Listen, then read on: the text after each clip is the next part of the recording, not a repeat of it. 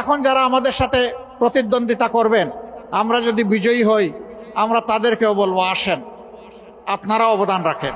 শর্ত মাত্র 3টা মানলেই হবে।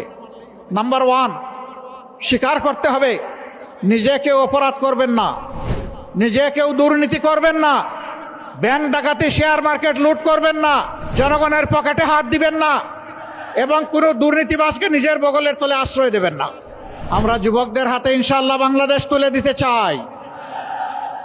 এর প্রমাণ হচ্ছে যুবকদের সংগঠন আমাদের সাথে, এর প্রমাণ হচ্ছে আমাদের নির্বাচনী ক্যান্ডিডেট যাদেরকে করেছি তাদের 62 ভাগ যুবক। এটাই জাতির প্রতি আমাদের বার্তা। এটি হবে তারুণ্যের বাংলাদেশ ইনশাআল্লাহ। এটি হবে যৌবনদীপ্ত বাংলাদেশ। যৌবন কোনো বাধা মানে না। হিমালয় পর্বত হলে আল্লাহর পর ভরসা করে ডিঙ্গে যাবে ইনশাআল্লাহ। আমরা পিছনের দিকে কামড়াকামড়ি করব না, পিছনের সকল ঐতিহ্যকে আমরা ধারণ করে সামনে এগিয়ে যাব ইনশাআল্লাহ।